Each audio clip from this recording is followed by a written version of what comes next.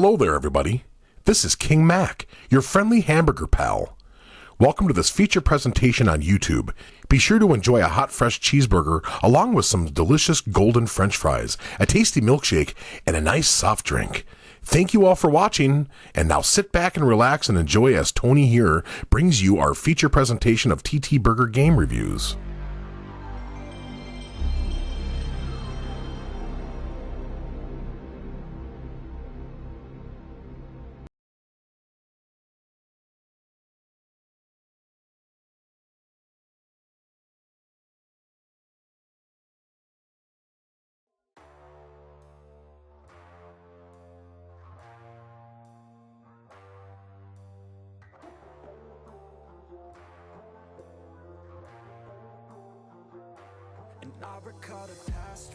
Howdy people, Tony here, your chauffeur for the evening. Well, not really a chauffeur, your host of TTBurger Game Reviews today, as we're continuing my test drive series review, episode 245, part 4 of 8 parts. We're continuing here as we are now in the PlayStation 2 era of the test drive franchise here. And before I get started, I want to give a shout out to Freaking HD, SubZeroMNX, King Mac, along with Sedette Hyperlamnia, Brickles with Stateside, Black Healer, Meg, along with the homie RJ, Ogojira, Rockstar Pool 69, The Sensational Gent, and Phantom Gaming Entertainment, and more. And everyone who has supported this channel, without you guys, this channel would not be as big as this today. So from the bottom of my heart, I thank you all. And before we get started here with the next part of my test drive series review, those you missed what happened in part 3 of 8, let's bring it over here. A fresh, hot off the grill TTBurger recap show you what you missed. Let's take a look at Test Drive 6 by Infogrames this time, and give it a 7.5 out of 10 because the game had some problems that definitely were not improved, but the game was still an improvement overall, had better AI, better controls, and it was more fun than the other two games stuff. A lot of people didn't really like the game, but I thought it was actually pretty good, so that's my opinion there. But now we're going to zoom ahead to the year 2002, back when I was just about almost done with 7th grade, back on May 28th to be exact, and this was made by Atari. We have Test Drive, or Test Drive 2002 for the PlayStation 2, Xbox, and Xbox, released on May 20, 2002, starring Dennis Black. Now with the new hardware for the PlayStation 2, you'd think this would be a chance to improve on everything from the last 3 games. But unfortunately that was not the case here because Test Drive 22 falls back into the trap that Test Drive 4 and 5 shows a lot of the problems.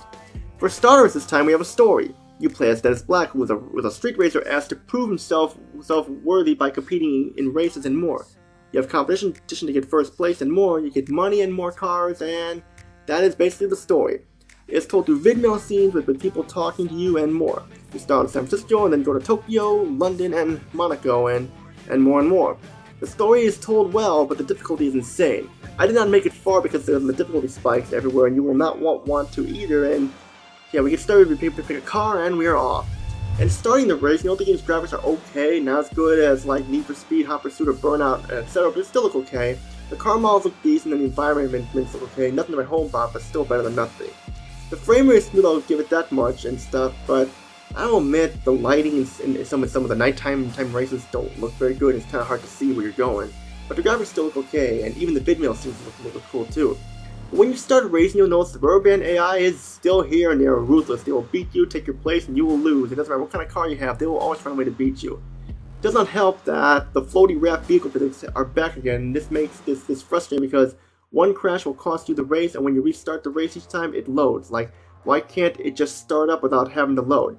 And speaking of the loading screen is a game of 2 computer opponents playing Pong, which is very cool for those who do not know what Pong was back in the day. And it's cool to see a loading screen of Pong and even play the game of Pong by pressing up or down on the D-pad and stuff, which is pretty cool to play the loading screen, play the little game of Pong while the game loads. But the racing and everything, they go fast, but the problems hamper it.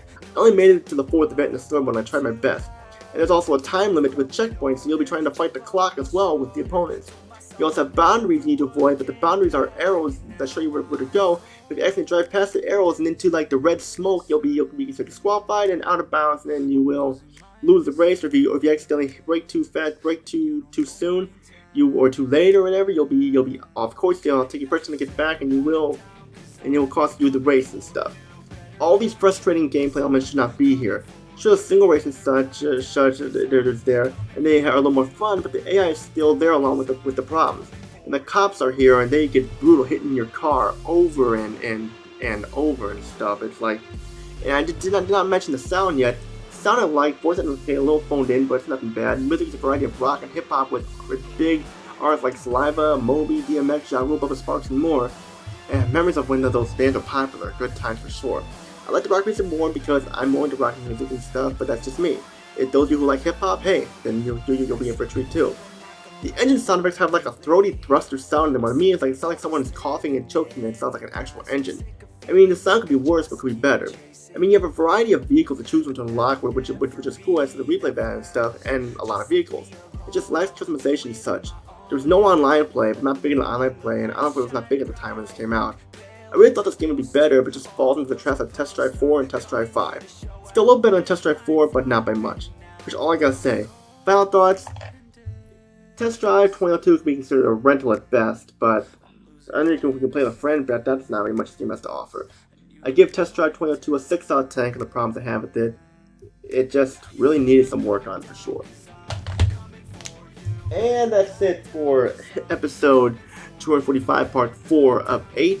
Stay tuned because we're going to go back on the PlayStation here. We take a look at the Test Drive Off-Road franchise. We're going to start with Test Drive Off-Road. We play as Hummers, Jeep Wranglers, Land Rover 509s, Chevrolet Z71s, and you got Bob Fitzgerald in this game too. And how does this game fare? This was actually the first actual Test Drive game on the PlayStation, but I wanted to do the regular series first before diving into the off-road stuff, so I made a little mistake there and I apologize. Which all I gotta say is, Tony, peace out, have a great day. You know what to do, subscribe, like, comment below, click on the links if you want to my Facebook group, my Discord group, my Facebook page and stuff. Which all I gotta say is, Tony, peace out, have a great day, and see you on my review of Test Drive Off-Road for the PlayStation. Take care, everybody.